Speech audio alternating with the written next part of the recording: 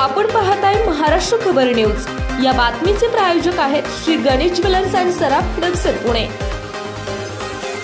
छत्रपती संभाजीनगर तालुक्यातील माळीवाडा येथील नाशिक मार्गावर असलेले भारतीय स्टेट बँकेचे एटीएम चोरटे गॅस कटरद्वारे फोडताना लागलेल्या आगीमध्ये 13,61,800 रुपयांची रक्कम जळून खाक झाली आहे। ही घटना सोमवारी पहाटे 4:15 वाजण्याच्या सुमारास घडली आहे। माळीवाडा येथील नाशिक मार्गावर भारतीय स्टेट बँकेची शाखा आहे।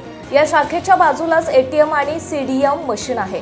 सोमवारी पहाटे 4:15 वाजण्याच्या सुमारास एका पांढऱ्या रंगाच्या कारमध्ये 3 ते 4 अज्ञात चोरटे आले। त्यांनी त्यांची कार बँकेसमोर उभी करून तोंडाला कापड बांधलेल्या 2 व्यक्तींनी एटीएम मध्ये प्रवेश करून शटर बंद केले।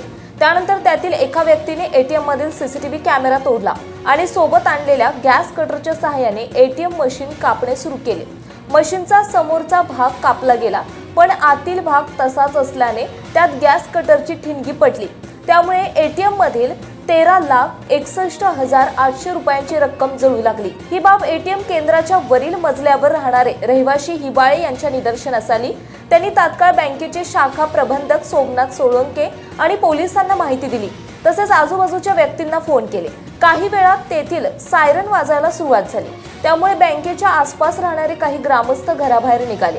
ही बाब चोरट्यांच्या लक्षात येताच त्यांनी गॅस कटर मशीन आणि अन्य साहित्य तेथेच टाकून पळ काढला। याबाबत माहिती मिळाल्यानंतर दौलताबाद पोलीस ठाण्याचे पोलीस निरीक्षक जनार्दन साळुंखे, सहाय्यक पोलीस निरीक्षक संजय गीते, रफिक पठाण, खुशाल पाटील, सुदर्शन राजपूत हे घटनास्थळी दाखल झाले आणि त्यांनी पंचनामा केला। त्यानंतर ठसे तज्ञ आणि श्वान पथकास पाचारण करण्यात आले। तोपर्यंत बँकेचे शाखा व्यवस्थापक सोळंके दाखल झाले। दरम्यानच्या काळात उपस्थितांनी आग विझवली। तोपर्यंत एटीएम मशीन मधील सर्व नोटा जळून खाक झाल्या होत्या। या प्रकरणी बँकेचे शाखा व्यवस्थापक सोमनाथ सोळंके यांच्या फिर्यादीवरून अज्ञात चोरट्यांविरुद्ध गुन्हा दाखल करण्यात आलाय। पुढील तपास वसंत शेळके हे करीत आहेत। आपण पाहताय महाराष्ट्र खबर न्यूज। या बातमीचे प्रायोजक आहेत श्री गणेश ज्वेलर्स अँड सराफ दक्षिण पुणे।